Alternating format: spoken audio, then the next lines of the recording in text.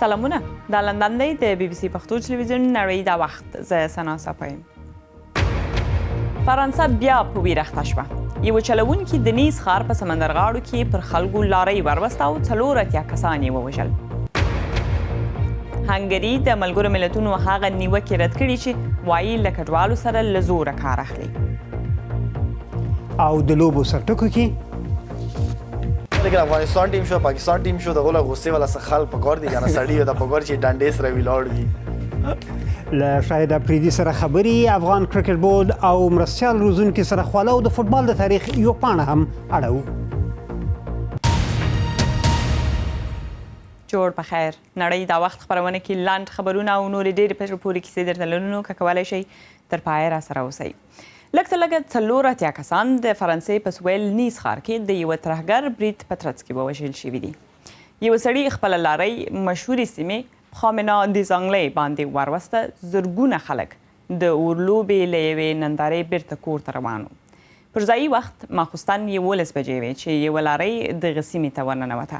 لارۍ په ګڼه ګونه کې 2 کیلومتره لرې تېره شوه چې پولیسو ودروله او چلوونکی یې وویشت. ولسمشر فرانسوا هولند اوس دغلته د بیړني حالت موده نوره هم اوږده کړې ده. 14 د جولای په فرانسه کې یوه تر ټولو مهمه ورځ ده، ځکه 200 کاله وړاندې په همدغه ورځ په بستیل زندان د چپا وروسته په فرانسه کې شاهي نظام پای ته ورسید. نن هم دا ورځ د فرانسې په هر ګوټ کې لمانځل کیږي. خو تېره شپه د دې هیواد په جنوب کې د نیس په ساحلي سیمه کې خوشحالي په یوه لویه غمیزه بدله شوه. دغه سپینه لارۍ د سمندر په غاړه په مرکزي سړک په خلکو ورغله او د 2 کیلومترو په واټن کې یې لسګونه کسان ووژل. عیني شاهدان وایي چلوونکي لارۍ قصدن په خلکو وروستله ځکه غوښتل یې ډېر کسان پرې ووهي. ما ورته نارې وهلې، ډېرې نارې مې ووهلې او لاسونه مې ورته ښورول چې لارۍ ودروه، ځکه ډېر خلک یې د لارۍ لاندې کړل او مړه وو، خو هغه هیڅ چاته پام نه کولو. خپله وسله یې راواخیسته او پر پولیسو یې ډزې پیل کړې. هغوی له کړکۍ ولید چې وسله یې راواخیسته او سمدلاسه یې وواژه. خبرو کولو ته یې پرې نه ښود او سمدلاسه یې وویشت. تر دې دمه څه د پاسه 80 کسان وژل شوي دي چې کوچنیان هم پکې دي. ښایي د وژل شوو شمیر نور هم ډیر شي. په تیرو 2 کلونو کې په فرانسه کې دا دریم ترهګر برید دی چې ترسره کیږي. د فرانسې ولسمشر فرانسوا هولند ویل هیواد یې په ویر کې دی. د 2015 کال په جنوري کې د پاریس بریدونه وشول، بیا په نومبر کې بریدونه او اوس نیس په نښه شو. ټوله فرانسه د اسلامي ترهګرو لخوا له ګواښ سره مخامخ ده او په داسې حال کې موږ ته پکار ده چې په بشپړ ډول بیداره اوسو. د پنجشنبې د شپې له پیښې وروسته خلک ډیر ویریدلي دي او د نیس روغتونونه د ټپیانو په درملنه بوخت دي. په ټپیانو کې 50 کوچنیان دي. فرانسې 3 ورځې ماتم اعلان کړی دی او په 2014 کال کې د بستیل ورځ لمانځل به ډیر کلونه د یوې غمیزې په څیر پیژندل کیږي. د نړۍ له لارو بره په مشرانو د بریدونو په اړه غبرګون ښودلی دی. وایي د خلکو په وژلو خواشیني او حیران دي. افغان ولسمشر اشرف غني د یوې اعلامیې په خپرولو په فرانسه کې د دوی په وینا ترهګریز برید غندلی او وایي پر ملکي وګړو برید جنایت او وحشیانه عمل دی. د دغه برید د بریدګر په اړه لا هم معلومات راڅرګندېږي، خو تر اوسه چې څه په لاس کې لرو په دې ویډیو کې ګورو. فرانسوي رسنیو موټر چلوونکی محمد لهویش بوهلل نومولی دی. یو 30 کلن تونس الاصله فرانسوی دی چې په سیمه کې اوسېدی. پولیس وایي برید کوونکی پیژندی چې واړه جرمونه یې کول، خو له کومې ترهګرې ډلې سره یې تړاو نه درلودی، ځکه نو د فرانسې د استخباراتو تر څار لاندې هم نه و. خو آیا موټر چلوونکی یوازې و که نور کسان هم ورسره وه؟ په اروپا کې دغه ډول برید کمساری دی چې یو څوک دې له موټره د وسلې کار واخلي او بېګناه انسانان دې تر لاندې کړي. ولسمشر هولند په فرانسه کې بیړنی حالت غځولی. په فرانسه کې له خلکو غوښتل سوي چې وینه ورکړي او له قربانیانو سره مرسته وکړي. په دې اړه که نور معلومات که ستاسې په کار وي کولی شئ زموږ په ویب پاڼه BBC پښتو .com کې ومومئ، وګورئ او واورئ. او سم یو څو نور لنډ تازه خبرونه. د امریکا د بهرنیو چارو وزیر جان کیری مسکو کې له روسي سیال سرګي لاوروف سره ویلي چې سوریه کې پر ممکنه ګډو عملیاتو ورکېږي. د وړاندې له ولسمشر پوتین سره هم ولیدل چې د پټکو ډېرې سپینې او جدي خبرې کولې. امریکایي رسنیو خبر ورکړی دی چې امریکا سوریه کې له روسیې سره پر استخباراتي او پوځي همکارۍ غور کوي. ولسمشر باراک اوباما په یوه غونډه کې چې په ژوندۍ بڼه خپرېده امریکا کې پر پولیسو او تبعیض غږېدلی دی. دا د هغو دوو تورپوستو سړو تر وژلو وروسته کیږي چې پولیسو لویزیانا او منیسوټا ایالتونو کې وویشتل چې وروسته بیا ډالس کې یو وسلوال 15 پولیس هم ووژل. د ویل ټولنه کې تل داسې نظر وي چې تورپوستي سړي خطرناک دي. د په پولیسو غږ وکړ چې له تورپوستو سره چلند کې بدلون راولي. د امریکا یوې محکمې امر کړی دی چې پر مایکروسافت د امریکا چارواکي فشار نشي راوړلی چې هغو سرورونو ته یې د لاسرسي اجازه ورکړي چې په نورو هیوادونو کې فعال دي. مایکروسافت د دې پریکړې هرکلی کړی دی. دغه پریکړه د کلاود کمپیوټرونو په خوندیتوب کې مهمه بلل شوې ده.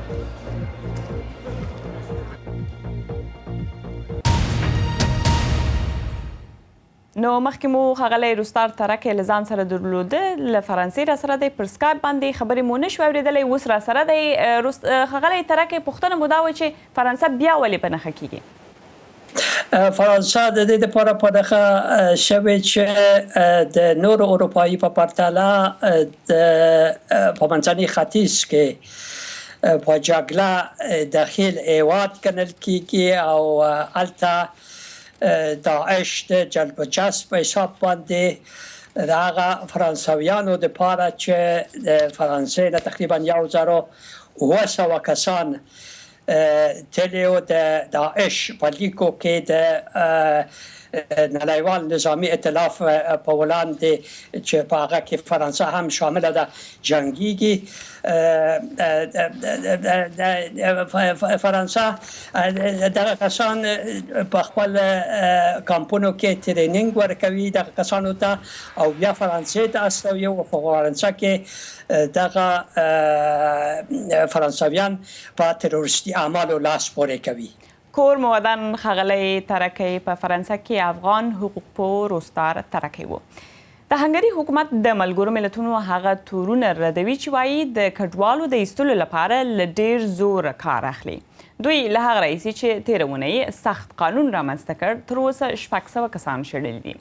په سویل کې له سربیا سره پوله هم 10,000 سرتیري او پولیس څاري. د دغه ډول سخت چلند له پیلولو سره د سربیا پر غاړه ډېر کډوال په کمپونو کې ایسار پاتې دي. هر سهار پر پوله هنګري د کډوالو مشر حمید جویا ته د کډوالو یو لست سپاري. One family will go through. 1 family, 2, 3, 4, 5, 6 family. په دې لست کې د هغو 15 کډوالو نمونه لیکل شوي وي چې اجازه ورکول کېږي چې په دغه ورځ هنګري ته واوړي. دغه 15 کسان بیا ډیر وخت نه لري چې خپل توکي راټول کړي او خدای پاماني وکړي. منیلا چې د افغانستان ده له خپل 4 کلن زوی الفت سره راغلی ده. They are so happy. Yeah, after هغوی ډیر خوښ دي. دلته له 2 میاشتې او 21 ورځو تیرولو وروسته اوس مخکې ځي ځکه نو خوښ دي. they are happy. دا د دوی پر وړاندې په هنګري کې لومړنۍ دروازه ده. دلته د دوی نمونه یو په یو اخیستل کیږي او په دې ډول په اروپایي ټولنه کې دوی لومړی ګام دي. خو پر دې خنډونو اوختل خطرناک دی. خیریه کارکونکي وایي هنګري له هغو کډوالو سره جدي چلند کوي چې له دې خنډونو د اوختلو پر مهال نیول کیږي. We have had a lot of testimonies from the refugees themselves previous last couple of weeks. په تیرو څو اونیو کې په خپل کډوالو موږ ته ډېرې کیسې وکړې او موږ طبي شواهد لیدلي چې ښیي چې هنګري د کډوالو پر وړاندې له ډېر زور نه کار اخیستی او په شایعت هم به ولیدي. سمې د افغانستان دی خو نه غواړي چې مخ یې ښکاره شي. دی وایي 2 ځل پر خنډونو هنګري ته اوښتی خو هر ځل بیرته په زوره شړل شوی. هغوی له سپیو او نورو وسایلو سره راغلل. زه یې تلاشي کړم، بیرته یې پولې ته بوتلم او هلته یې پرېښودم. هغوی چې کله دروازه پرانیسته زه یې ټېله کړم، د مورچکو سپری یې راباندې وکړه او راته یې وویل بیرته سربیا ته لاړ شه. هنګري بیا وایي دوی کډوال تر پولې پورې بدرګه کوي. دلته په دې پنډغالي کې لا ډیر خلک په دې هیله دیره کېږي چې یوه ورځ به یې هنګري ته د اوښتلو په لیست کې نومونه راشي، خو مرکزي اروپا ته دا دروازه ډیره لږه پرانستل کېږي. له هنګري زو کولمبیا ته.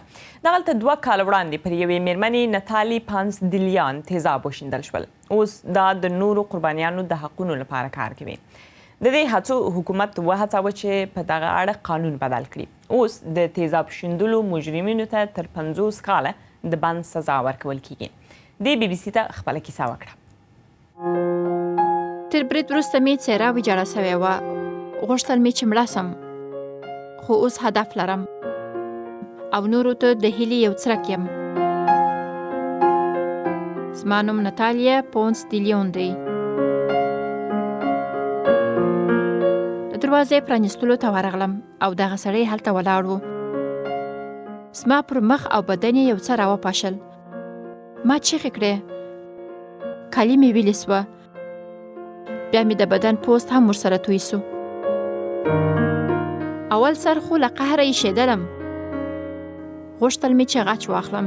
ما نه غوښتل ژوند وکم، خو په روغتون کې مې د تیزابو د حملې نور قربانیان هم ولیده. بس هلته مې پریکړه وکړه چې زه به ژوند له سره پیلوم. د ورځني ژوند کارونه مې بدل سوه.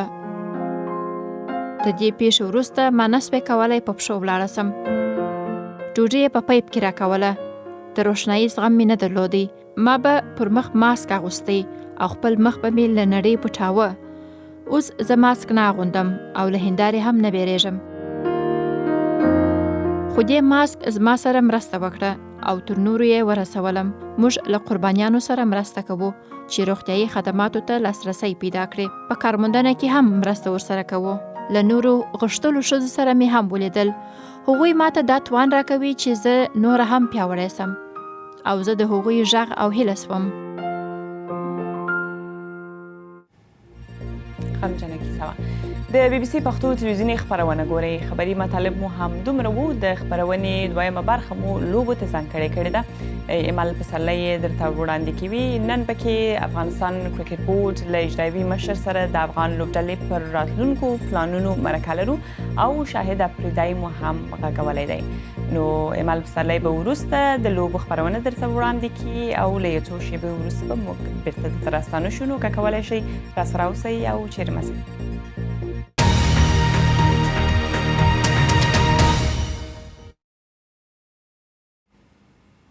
لندن کې د بي بي سي پښتو نړۍ دا وخت ته ښه راغلاست. د نن د سر خبرونه مو فرانسه په ویر لړلې ده. دغلته د نیس په سمندرغاړه یوه کس تر 80 ډېر کسان د لارۍ په وروستلو ووژل. پاریس د 3 ورځو ملي ویر اعلان کړی، خو وایي تاوتریخوالی به یې بې ثباته نه کړي. او هنګري د ملګرو ملتونو له لوري هغه نیوکې رد کړي چې وایي دوی په خپله خاوره له کډوالو سره له زوره کار اخلي. او دا هم د لوبو ونیزه خپرونه چې ایمل پسرلی یې درته وړاندې کوي.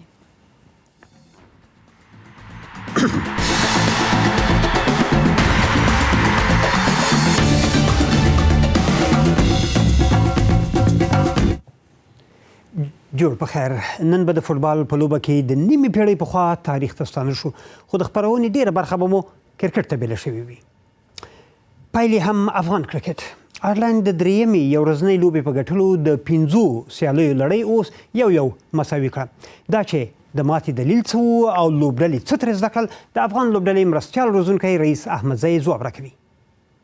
د دوم یو ورځنۍ لوبې هغه پیچ یو په لومړي سر کې دومره ښه نه و لکه څومره چې موږ توقع کوله، یعنې بال نښلېده هغه د لوندوالي په وجه باندې او نو 240 منډي په دغه پیچ باندې دومره اسانه منډه نه وي چې آیرلند لوبډلې پر کړې وای او د باران دی کېدو امکان هم وو د دې لوبې څخه موږ ډیر څه زده کړل موږ د خپل ضعیف نقطې د موږ لوبغاړو ته ور معلومې شولې چې کوم ځای کې موږ باید بالینګ وکړو او په کومه طریقې سره مخالفه لوبډله موږ راونیسو موږ سره ډېر سپینران دي ښه فاسبالران دي خو موږ ته چې ډېره خواري کول به غواړي هغه به په یو ډېر ډیسپلین بالینګ کې به موږ ته خواري غواړي چې په لاین ولین کې بالینګ وکړو او ورسره ښه فیلډینګ ترسره کړو افغان مرستیال روزونکی رئیس احمد زیو افغانستان بل آیرلند وروسته هالند ته ځي او له هغه وروسته تر څه وخته لوبې نه لري د افغان کرکټ بورډ اجرایوي رئیس شفیق ستانکزی مې د راتلونکو پلانونو په تړاو وپوښت یقینا د افغانستان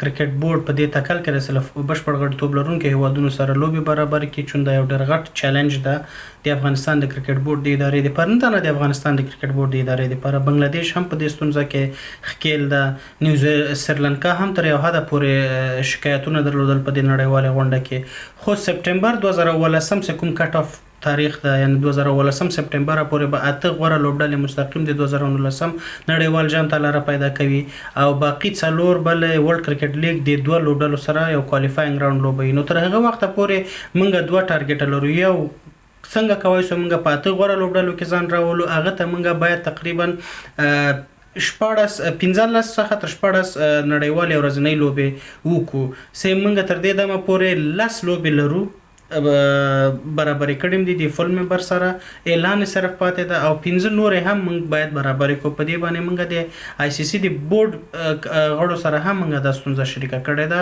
خو دا یو چیلنج ده او یقینا دا به وي تر څو چې د 14 ملکونو پروپوزل منظور نشي او بل باید منګه اف ټي پی مینټین وساتو اف ټي پی کې سیمنګ یو نو ته سپټمبر 2018 کال پورې باید منګه د آیرلند څخه مخکخ ووسیږو په رینکینګ یا درجه بندۍ کې تر څو منګه خپل اف ټي پی مقام وساتای سو شنو په پلانونو کې مبارای په برخه شکه د نوی روزونکو په باب سره وژغیږي څومره تر راضی است دا ټور د ازمایښتي ټور د یورپ ټور او تر دا دمه پورې موږ کوم خوبیانې په دې کې کتلې هغه ټول استاده او د سر په وګد مهاله تړون لاسلیک کوو د 2 کالو لپاره خو یو کال وروسته به دواړه اړخونه په دې اختیار کې وي قرارداد غځول غواړي یا نه ډېر کله خلک فکر کوي چې بهرني روزونکي افغانستان ته نه راځي د سرمنی راشي ډېر یقینا ډېر ضرور ده او دا خبره کوم سره هر روزونکي نه مني نو موږ نیولو ته تیار نه یو د افغان کرکټ بورډ اجرایوي رئیس شفیق ستانکزی اوس هم د لارډس کرکټ لوبغالي ته ورځو چې انګلستان له پاکستان سره پکې ټسټ لوبه باندې بوخت دی عادل شازیب را سره دی عادل غرمه په خیر د لوبې وروستی حال څه دی یونس خان خو پرون ژر وسوځېد ډیره مننه ایمل بالکل یونس خان پرون زر وسوځید د وخت کې دغه صورتحال د دلته چې انګلند د پاکستان 300 یو کم سلويخ چې کم د ډوبني اننګ رنزونو د هغه په مقابله کې انګلند تر اوسه سل رنزونه دلته جوړ کړی دي او یو لوبغاړی آوټ شوی دی او سحر راسه پاکستان لوبغاړو چې د دوه ډیر مهمه کیچونه ډراپ نو دلته داسې ویل کېږي چې پاکستان دغه رنګ دغه مس فیلډینګ او کیچونه ډراپ کړي نو شاید انګلند په دومره سکور وکړي چې بیا پاکستان ته ناممکن وي دغه ټیسټ میچ کې واپس راتلل او ګټه ترلاسه کول او د پرون لوبې ایمل یو خاص خبره دغه هم و چې د پاکستان کپتان مصباح الحق دلته په لارډس کې لومبنه ټیسټ میچ او هغه 200 کلن لوبغاړي دی چې دوه کاله پس لارډس کې چې دلته ورته د کرکټ کور ویل کېږي دلته کې دغه سنچري جوړه کړې ده مننه عادل شازیب کوردی ودان اوس هم د فوټبال د تاریخ لپاره په 1960 کال کې انګلستان نړیوالې اتلولۍ وګټلې خو له هغو سیالیو د افریقا هیوادونو بایکاټ کړی ولې یې کړی و او تر شا یې کیسه څه وه وګورو دا د 1960 کال د نړیوالې اتلولۍ د پرانیستو لمانځل دي 14 لوبډلې رامخته سوې خو یوه یې هم له افریقا نه وه او دا په دې پورې اړه نه درلوده چې افریقا نو نسوی کولی دغو لوبو ته ووځي په نړیوالې اتلولۍ کې فیفا یوازې 14 لوبډلې غوره کړې چې 10 لوبډلې له اروپا 15 له لاتینې امریکا او افریقا، اسیا او استرالیا ته په ټولو یو ځای ورکړی وو. په 1944 کال کې په فبروري کې د غانا د لوبو مشر یو ټلګرام واستاوه او له بې عدالتۍ سر وټکاوه. اوهین جان دغه پریکړه بې انصافي، نامعقوله او بې رحمه وبلله او له فیفا یې وغوښتل چې یو ځل بیا دې کتنه ورته وکړي.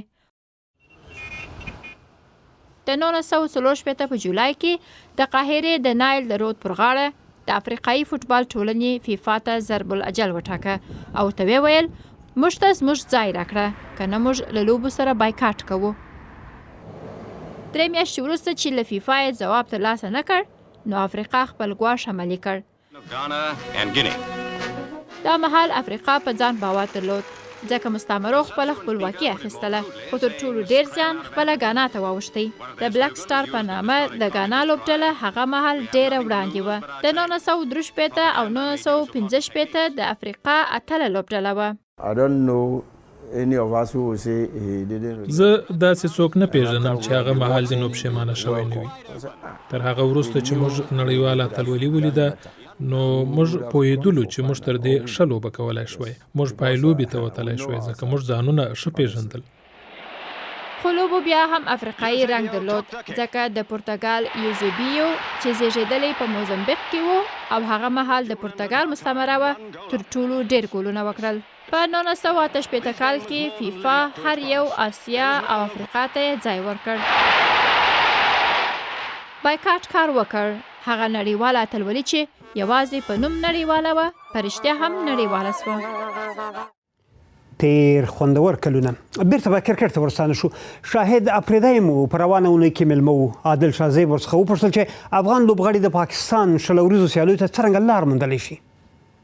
از خواهش ده 15 ټیمونه دي، 15 ټیمونه کې بیا ته کم ملک والا پلیران به راولي، لیکن دا مې بي ان شاء الله چې دغه خپل ټیم د لپاره ښه پرفارمنسز کوي، نو دیر از اپورچونټی کې ارسی او دله مشغوله ده شي پی اس ال کې نبی مشغولو غنوالی مشغولو، نو دله مې بي شهزاد مشغول شي مخکې، یا فاست بولر دولت خان مشغول شي مخکې میچونو کې پی اس ال کې خپل زوی جوړاوي شي، وای ناٹ. لیکن دا چې 5 ټیمونه فرانچایزز یو کمرشل اسپیکټم دی دغه شي، نو هغه هم ډېر میټرس ہوتی. که چېرې د افغانستان نه تاسو ته دغه پیشکش وشي چې راشي او زموږ د کرکټ چې کومه لوبډله ده د هغې کوچینګ وکړي، نو قبوله به یې کوئ؟ یاره د ما حقیقت نه چې ما ټمپرمنټ خو نشته د کوچینګ، نه د کوچینګ دی نه د کمنټري ټمپرمنټ مې نشته داره زیات.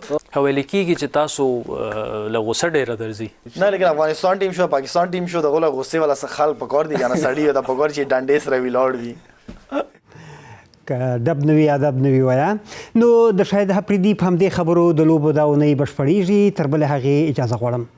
ثنا نو مننه. د لوبو خپرونه خو مو ویل، دا خپرونه مو همدومره روان دلته پای ته رسېږي. تر سبا ماښام 6 بجو ښه وخت. ښه شپه.